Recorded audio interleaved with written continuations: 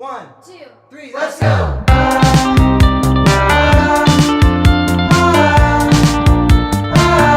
Halo, selamat pagi, selamat siang, selamat sore, dan selamat malam kepada seluruh pemirsa di Nusantara.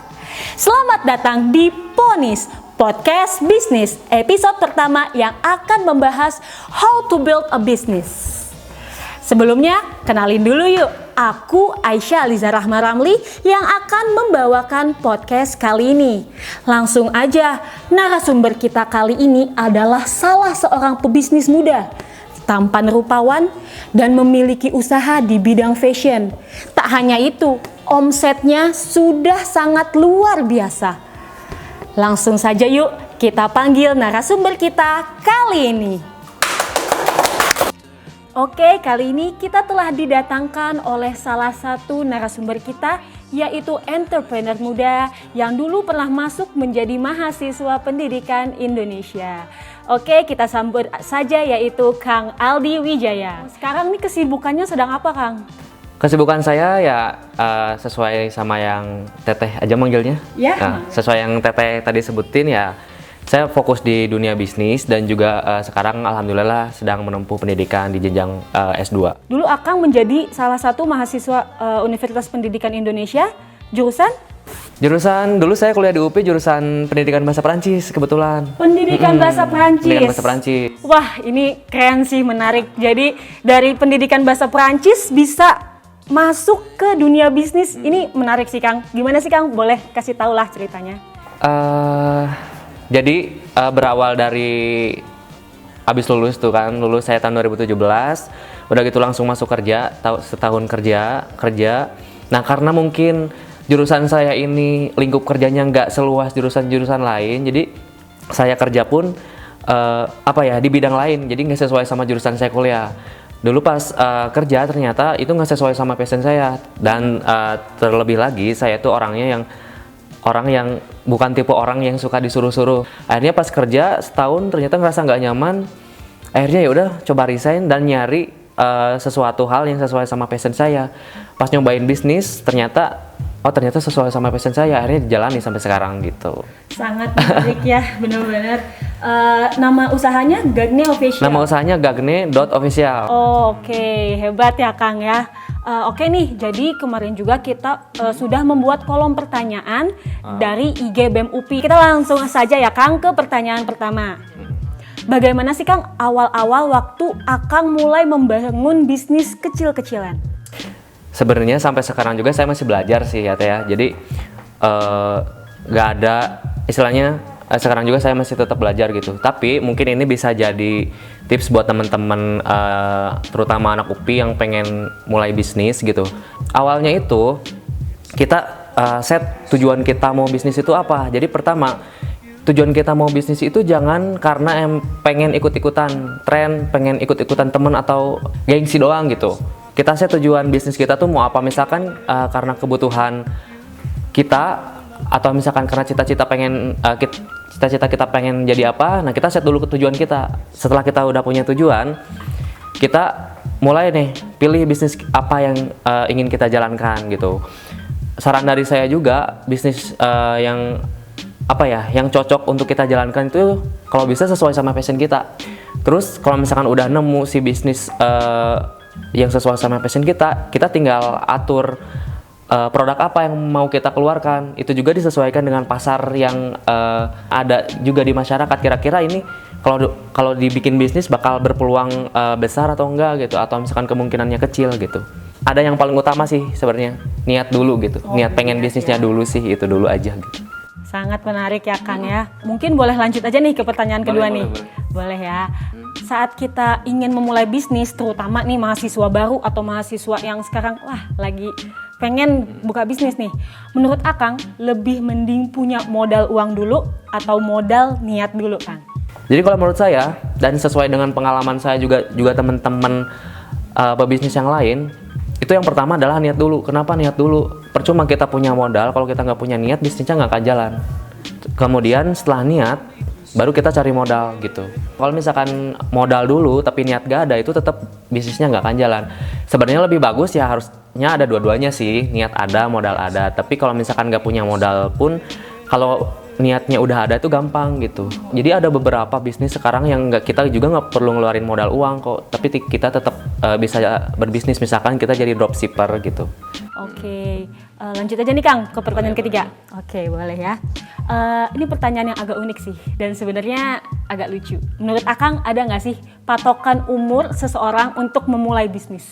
Sebenarnya yang namanya bisnis itu ya nggak ada patokan umur sih. Sekarang juga kita lihat ada kok anak yang masih umurnya belasan tahun tapi dia udah sukses berbisnis gitu, udah punya ini punya itu. Ada juga yang orang dewasa yang umur udah 30 tahun ke atas dia masih pengen belajar bisnis. Ada yang pengen bisnis tapi nggak punya gitu, bingung mau bisnis apa, ada juga gitu.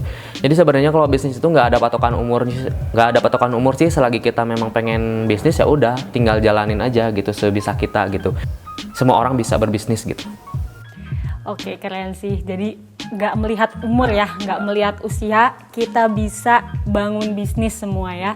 Oke, lanjut ke pertanyaan nomor 4. Apa sih komponen paling penting dalam membuka usaha? Punya apa aja sih saat kita ingin membuka bisnis? Kita pengen bisnis fashion nih kayak saya. Terus itu juga pasarnya harus kita tentukan. Misalkan pasarnya untuk anak muda kah, untuk ibu-ibu kah, untuk anak-anak kah. Jadi kita harus sesuaikan. Terus cara mengetahui pasar dan produk apa aja yang bisa kita bisniskan, itu dari kitanya sendiri sih harus explore dulu. Apa nih kira-kira bisnis sekarang yang lagi berkembang gitu. Apa nih yang kira-kira bakalan maju di masa yang akan datang, bisnis apa nih kira-kira gitu. Terus bisnis apa sih yang sekarang lagi dibutuhin banyak orang gitu. Jadi sebetulnya hal-hal yang kayak gitu dulu yang harus kita persiapkan gitu. Masalah modal, masalah tempat, masalah uang, masalah misalkan orang-orang, itu bisa kita persiapkan nanti. Yang penting itu adalah hal yang seperti itu, kayak niat, misalkan tujuan bisnis apa. Udah gitu pengetahuan kita tentang bisnis yang harus dijalankan apa gitu. Sebenarnya yang namanya jualan, kita memasarkan produk kan. Jadi ilmu yang paling dasar mungkin ya, yang paling dasar, yang paling harus dikuasai oleh seorang pebisnis adalah kemampuan kita untuk berjualan tentunya. Kita misalkan punya produk, tapi kita nggak bisa jualan, ya produknya nggak akan bisa terjual. Oke, dari tadi kan kita ngebahas bagaimana sih cara membangun bisnis, how to build business. Oke, sekarang aku mau nanya nih. Kalau kita udah buka bisnis nih, bagaimana sih cara biar si pembisnis atau kita nih bisa konsisten dalam melakukan bisnis yang udah kita mulai? Ya, kalau ngomongin masalah konsisten memang salah satu hal yang menjadi masalah besar di dunia bisnis sih. Banyak teman-teman yang punya bisnis, banyak rekan-rekan yang punya bisnis tapi kayak berhenti di tengah jalan gitu ya karena nggak konsisten. Itu tuh yang pertama, kita harus siapkan mental dulu. Kalau misalnya kita udah terjun ke dunia bisnis, itu mental kita tuh harus lebih kuat dari orang yang kerja. Karena apa? Karena segala sesuatu hal itu kita hadapin sendiri. Kita nggak bisa berlindung di atap orang gitulah istilahnya. Jadi kita harus kuat mental dulu. Juga harus set tujuan. Misalkan kita udah punya bisnisnya nih, terus kita harus set juga tujuan bisnis kita tuh ke depannya apa gitu. Target bisnis kita tuh apa? Misalkan 1 tahun ke depan kita harus menghasilkan ini. Beberapa bulan ke depan kita harus menghasilkan ini. Kita set dulu target dan tujuannya. Terus kita harus berusaha untuk mencapai target ke situ gitu. Itu biasanya kita lebih konsisten juga gitu untuk menjalankan bisnis karena kita punya target dan punya tujuan yang harus kita capai gitu. Bener sih, karena mungkin di dalam bisnis juga nggak akan terus-menerus kita itu laku ya. Bakal ada saatnya kita turun, bakal ada saatnya kita naik. Jadi bagaimana konsistensi kita membuka bisnis? Jadi harus kuat mental dulu deh gitu. Oke, kuat mental ya. Dan dalam bisnis itu satu kali lagi saya ingetin berdasarkan pengalaman saya sih. Jadi rata-rata orang kalau misalkan udah turun, ya udahlah saya bangkrut, tutup gulung tikar. Nah seharusnya nggak gitu. Jadi yang namanya bisnis itu prosesnya itu pasti gagal dulu, gagal, baru nanti berhasil. Jadi kalau misalkan udah gagal sekali 2 kali itu jangan langsung gulung tikar atau nggak tutup bisnisnya, tapi kuat gitu. Kalau misalkan gagal ya coba lagi, nanti juga kita bakal nemu titik di mana kita akan berhasil gitu. Oke, mantap, menarik. Sangat menarik apa yang Akang bicarakan. Oke, lanjut nih Kang ke pertanyaan ke-6. Boleh? Oke. Ingin nanya nih, cara atau kiat-kiat kita untuk mencari investor. yang aman nih Kang, karena kan ada misalnya investasi bodong atau bagaimana tuh Kang. Nah gimana nih caranya biar kita tahu, aduh gimana ya cara mencari investor yang benar-benar aman dan terjamin? Nah, ngomongin masalah investor sendiri, sebenarnya saya bukan tipe orang yang bergantung sama investor sih, tapi mungkin ada beberapa tips yang mungkin bisa teman-teman lakukan, terutama untuk pebisnis pemula kali ya, yang pengen bisnis kecil-kecilan gitu dan pengen nyari investor. Yang pertama sih kita harus tahu dulu orang yang invest itu atau calon investor kita tuh siapa. Jadi jangan sembarangan baru kenal terus nawarin investor gitu. Kalau bisa kita tahu dulu backgroundnya dia tuh apa, tinggal di mana gitu. Kalau misalkan nggak deket sama kita minimal tahu keseharian dia tuh apa kayak gitu. Terus yang kedua, cari orang yang ngerti bisnis. Jadi kita jangan nyari investor yang dia tuh sama sekali nol pengetahuan bisnis. Karena apa? Karena sama aja itu nggak akan bikin bisnis kita maju gitu. Jadi kalau misalkan kita punya investor, dia tuh udah tahu banget bisnis, bakal banyak kebantu kita. Misalkan dia ngasih saran atau apa, kalau misalkan kita ada salah juga dia benerin, dia pasti benerin gitu. Beda kalau misalkan investor kita tuh dia nggak tahu sama sekali tentang bisnis, itu malah jadi kita salah juga pasti bakal dibiarin kan, karena dia nggak tahu. Secara investor sih sebenarnya harus sama-sama saling percaya juga sama investornya, karena untuk kesepakatan dan lain-lain itu disesuaikan sama si pebisnis dan investor itu. Jadi nggak ada patokan tertentu harus kayak gimana kan, nggak ada sistem baku antara orang yang punya bisnis sama investor tuh nggak ada. Oke, jadi itu ya Kang ya. Untuk mau nanya aja nih pribadi nih ya, di Gagne Official sendiri ada investornya nggak nih Kang? Saya tuh orang yang bukan bergantung dari investor, jadi untuk saat ini nggak ada. Jadi sahamnya pure saya sendiri. Oh menarik, gitu. Jadi modal semua saham Akang semua? Dari saya sendiri. Sebenarnya nih kalau sedikit cerita tentang bisnis saya di Gagne Official ini, emang pernah ada di awal-awal membangun bisnis itu ada beberapa investor.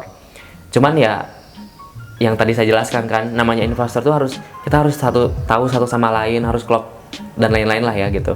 Kebetulan waktu itu saya kondisinya dengan investor tuh agak kurang seret gitu, makanya itu yang jadi halangan. Akhirnya ya udah investornya udah cabut aja gitu. Selama mengurus Gagne Official ini kira-kira apa sih hambatan Akang selama mengurus bisnis Akang ini?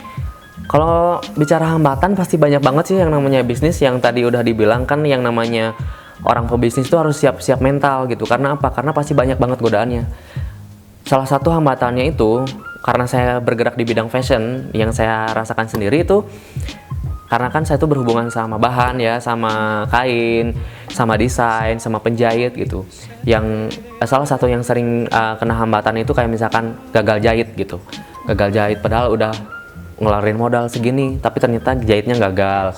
Terus yang kedua, saya sebenarnya mengelola keuangan juga masih agak sedikit nggak berantakan sih, maksudnya masalah sih, bukan kelimpungan sih, tapi ada aja beberapa hal yang bikin sedikit salah gitu. Yang harus hati-hati banget itu loh masalah keuangan, karena kan kalau masalah keuangan tuh kayak 1000 aja tuh kan harus kita catet gitu kan. Nah itu kadang saya tuh lupa nyatet, atau enggak tim saya tuh ada yang kelupaan kayak gitu. Jadi itu salah satu yang jadi hambatan juga sih. Terus mengelola SDM gitu, karena kan saya juga udah punya beberapa karyawan.